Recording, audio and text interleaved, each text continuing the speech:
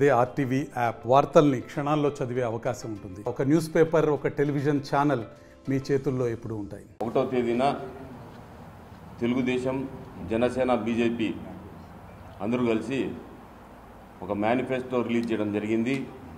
ఆ మేనిఫెస్టోలో ముఖ్యంగా మా ఆర్యవైశ్యులకు సంబంధించిన కొన్ని ప్రకటనలు చేయడం జరిగింది.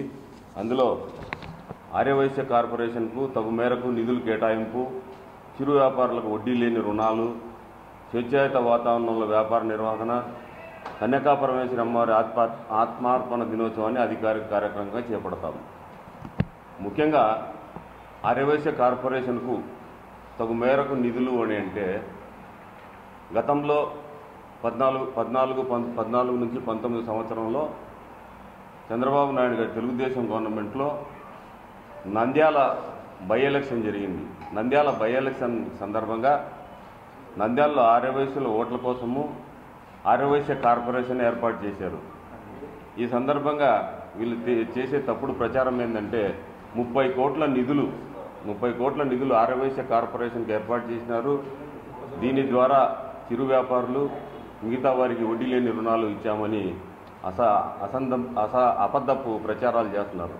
కానీ 30 కోట్లు కాదు కదా, 30 రూపాయల నిధులు కూడా కేటాయించలే.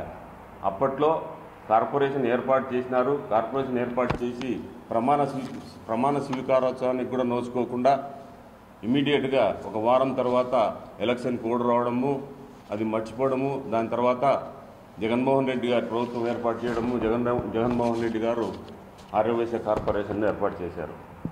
ముఖ్యంగా నేను చెప్పేది ఏంటంటే ఈ ఆర్యవైశ్య కార్పొరేషన్ ఏర్పాటు, ఈ నిధులు సందర్భించి మేనిఫెస్టో సందర్భంగా కడపలో అర్బన్ అధ్యక్షుడు అంటూ ఒక ఆయన మరియు పొలిటికల్ సెక్రటరీ అనే మరిన్ని వీడియోస్ కోసం ఛానల్ ని సబ్స్క్రైబ్ చేయండి. లేటెస్ట్ అప్డేట్స్ కోసం వాట్సాప్ ఛానల్ ని ఫాలో చేయండి.